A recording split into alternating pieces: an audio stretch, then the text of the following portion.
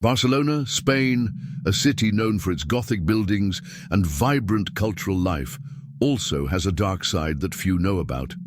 Among the tourists who throng the Sagrada Familia and Las Ramblas, there is a web of macabre stories whispered only among the older residents.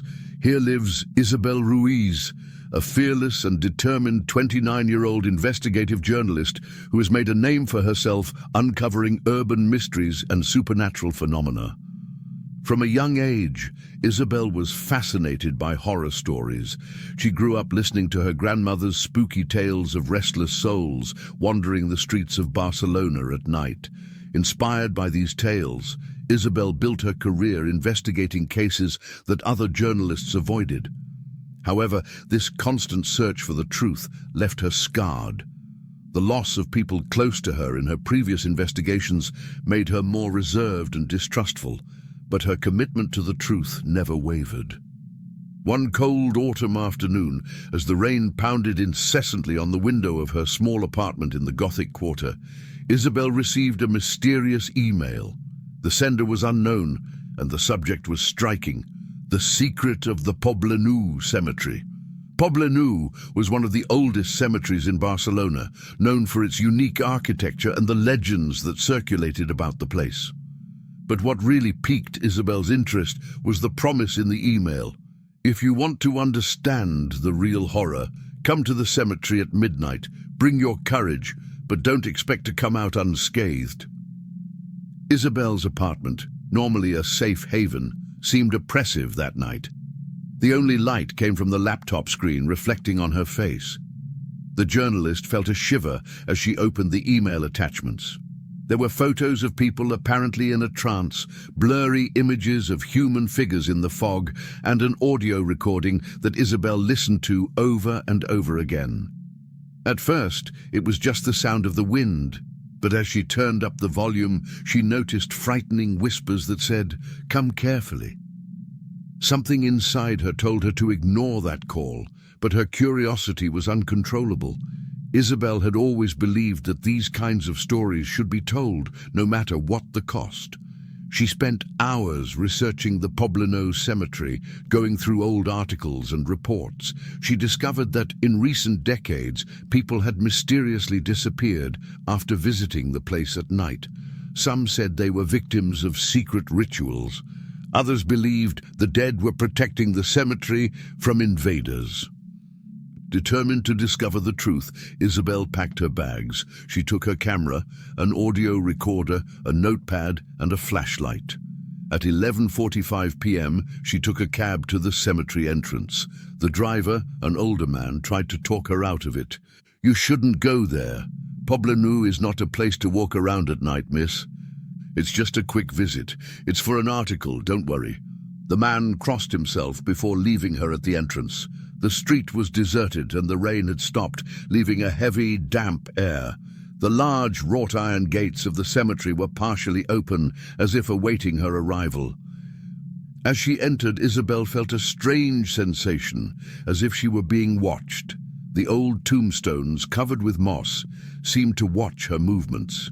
She walked slowly, recording every detail with her camera. Then, a distant sound caught her attention. It was as if someone was crying. Following the sound, Isabel came to an ancient mausoleum with Latin inscriptions and symbols she could not identify. It was then that she noticed something engraved on the stone: "The living are not welcome." Before she could react, Elizabeth felt the air freeze around her. Her breathing became heavy, and a whisper echoed in her ears. "Why did you come?" She turned the flashlight, but no one was there. Panicked, he tried to leave the cemetery, but it seemed that the passages were different, as if the place was changing around him. Then she found something that chilled her heart: a small makeshift altar with photos of missing persons and personal items. In the center, a candle was still lit, as if someone had been there recently. Isabel took a photo, but the flash illuminated a hooded figure in the distance watching her. From that moment on, Isabel realized that these were not just supernatural phenomena. There was something much more dangerous and human lurking in that cemetery. Isabel remained motionless for a few seconds, observing the hooded figure from a distance. Her journalist's instincts fought against the visceral fear that gripped her body. With her camera shaking in her hands, she tried to take a picture, but the figure disappeared in the blink of an eye. Without giving up, Isabel approached the makeshift altar. As she examined the photos and objects more closely, she realized something disturbing. Each photograph had a date of birth and a date of disappearance. The interval between the disappearances and the current date was frighteningly short, and one of them was dated 2 days ago. Next to the photos was an old notebook, stained and partially burned. Opening it, Isabel found notes in archaic Spanish, mixed with symbols she didn't recognize. One of the sentences, however, was written in red, as if someone had underlined it on purpose. "The blood of the curious feeds the guardians." The sound of footsteps echoed near her. Isabel quickly turned off the flashlight and hid behind a tombstone. A group of people dressed in long black cloaks passed by, carrying candles. Isabel's heart skipped a beat. She realized that she had stumbled upon something much bigger than she had imagined, a secret sect holding rituals in the Poblenou cemetery. Isabel waited for the group to disappear into the darkness before leaving her hiding place. Despite her fear, she decided to follow the hooded men, keeping a safe distance. They made their way to the center of the cemetery, where there was a huge mausoleum adorned with sculptures of fallen angels and gargoyles. He found a small space between the mausoleum's doors and managed to peek inside. Inside, the hooded men formed a circle around a stone altar. In the center of the altar was a bound and unconscious human figure. Isabel discreetly took pictures, but the flash of the camera accidentally illuminated the room, drawing attention. One of the hooded men pointed in her direction, shouting in a threatening tone, "She's here! Get her!" Isabel ran desperately through the cemetery, hearing the footsteps and screams of her pursuers getting closer and closer. Her heart seemed to burst in her chest as she tried to find her way out. The thick fog and darkness made it difficult to see, and the feeling of being watched was constant. When she finally found the large wrought-iron gate, she realized that it was locked. She looked for another way out, but found herself surrounded by the hooded men. A tall woman in a red hood stood out from the group. She held an old book, similar to the notebook Isabel had found. "You shouldn't be here, Isabel Ruiz. Too much curiosity can be fatal." The shock of hearing her name stunned Isabel. How did they know who she was? Before she could answer, one of the hooded men hit her in the head and everything went dark. When Isabel regained consciousness, she was lying on the cold stone floor inside the mausoleum. Her hands were tied, and the hooded men formed a circle around her. The woman in the red hood began to recite words in an unknown language, while the rest of the group responded in unison. Isabel's terror turned to determination. She knew she had to get out of there. Discreetly, she took a small knife she carried in her back pocket and began to cut the ropes. As she did so, she heard the cult leader say, "You will be our final offering. With your blood, the Guardians will be reborn." Isabel knew she didn't have much time. As soon as she managed to free herself, she grabbed one of the candles and threw it at one of the hooded men, causing chaos in the group. Taking advantage of the confusion, he ran toward an opening in the side of the mausoleum. When he emerged, he found a subway passageway that seemed to lead out of the cemetery. Halfway down, however, he noticed that the walls of the tunnel were covered with inscriptions similar to those in the notebook. The whispers began again, louder and clearer. "No escape for the curious." Despite her fear, Isabel kept running, but her determination wavered. She knew she was being chased by something much darker than humans. As she ran through the subway tunnel, Isabel felt the weight of something invisible behind her. Whispers became screams, as if the walls were alive, crying out for her capture. The air grew heavier and heavier, making it difficult for her to breathe. In the darkness, he found a fork. Without time to think, she chose the path to the right, but what she saw made her stop abruptly. On the wall in front of her was a huge cave, painting illuminated by a strange bluish light that seemed to emanate from the stones themselves. The image showed human figures in sacrifice, while dark creatures with glowing eyes emerged from the ground. In the center of the painting, an inscription in red letters read, "The covenant must be fulfilled." Isabel quickly snapped a picture, but as she did so, a tremor ran through the tunnel. Shadows began to emerge from the ground, taking on human form with distorted, empty faces. They were the guardians mentioned in the notebook and in the rituals. Desperate, Isabel began to retreat, but the way she had come was blocked. The shadows were advancing, while the screams of the hooded men echoed in the distance, as if they were summoning even more of these entities. At that moment, Elizabeth felt absolute dread, but also a spark of rage and determination.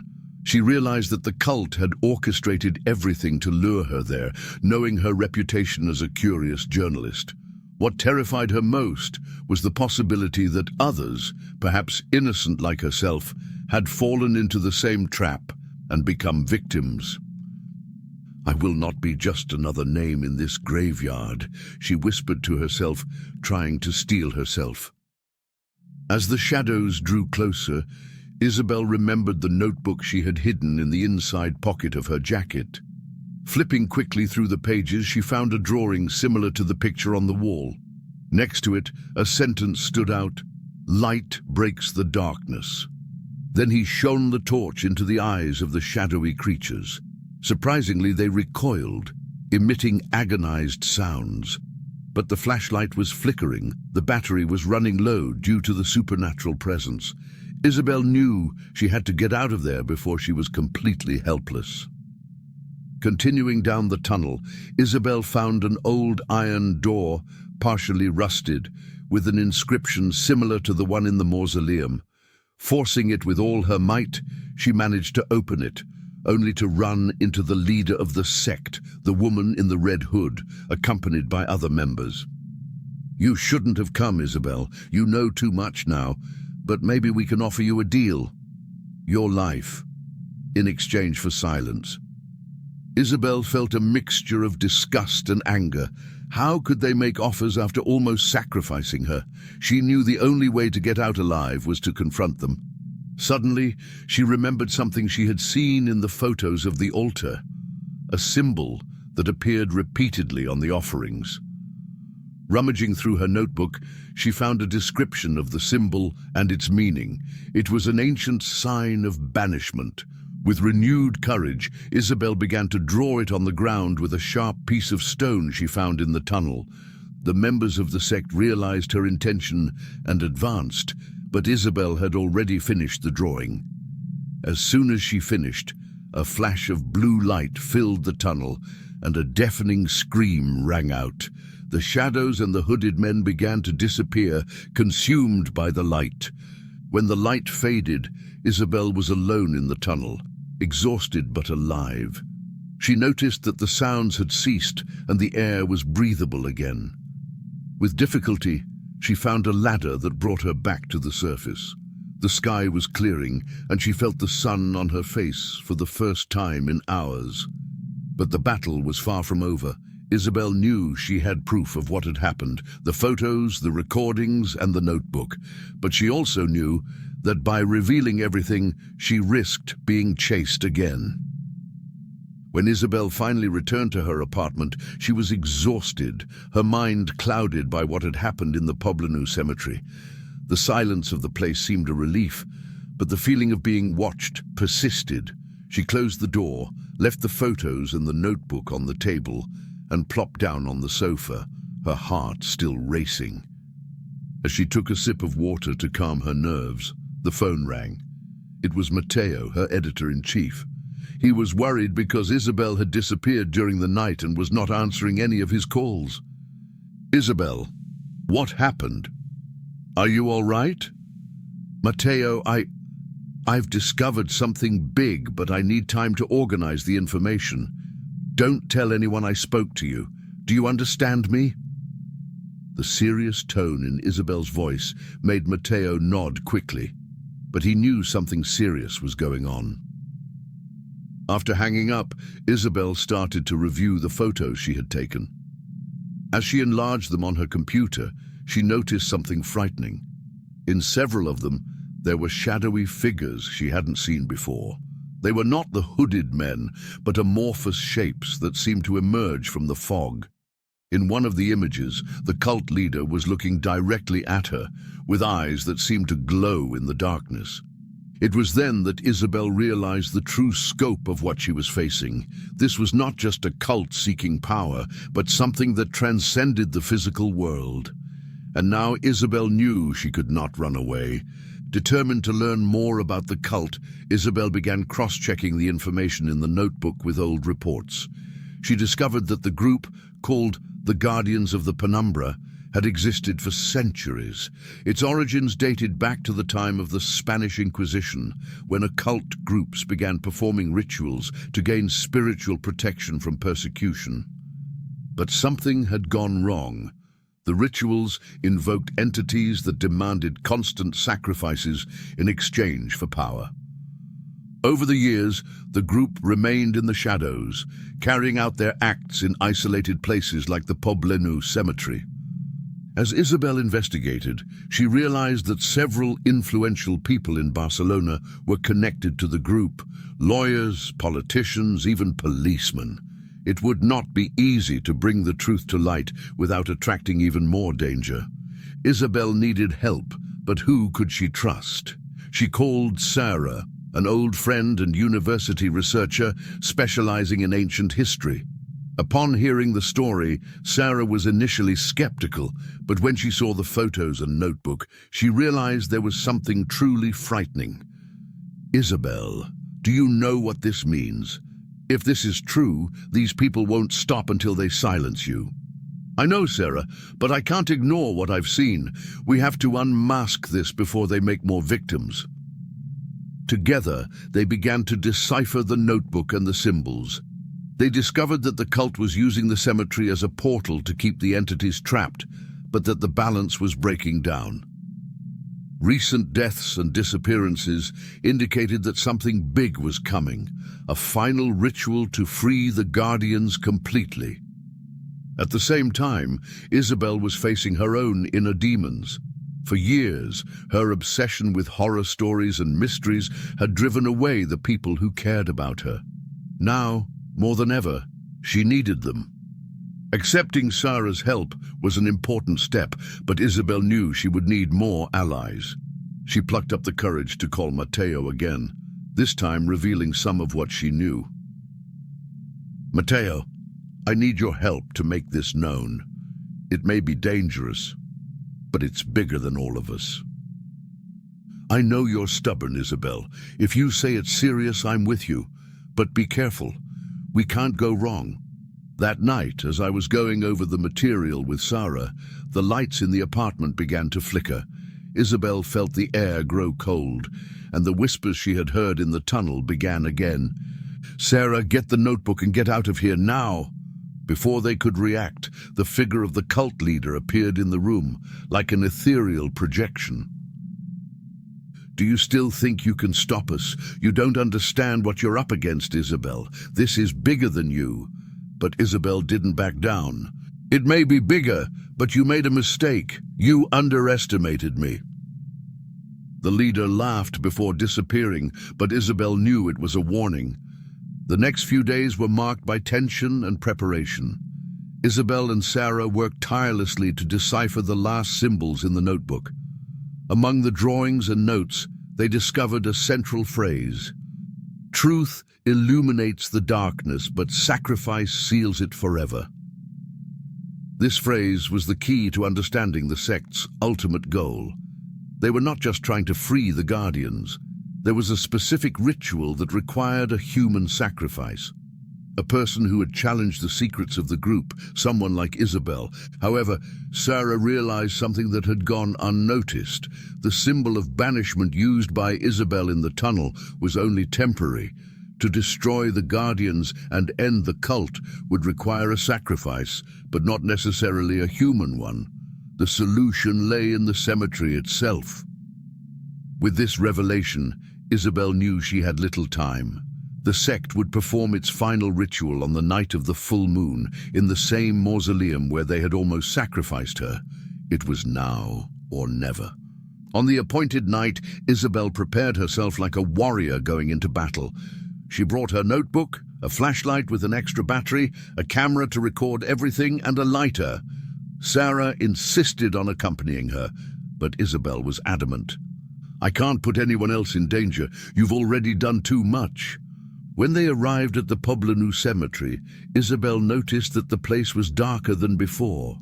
The statues seemed to be watching her, and the murmuring began even before she entered. She headed straight for the mausoleum, feeling that every step brought her closer to an inevitable destination. Inside the mausoleum, the hooded men were in position. The cult leader was in the center, holding the ancient book, while the altar was empty, waiting for Elizabeth. As soon as she entered, all eyes turned to her.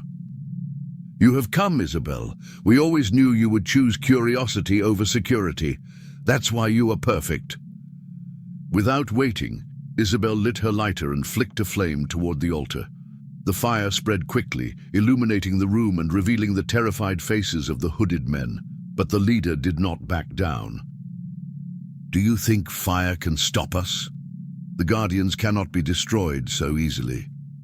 Isabel took out her notebook and began to recite aloud the symbols of banishment.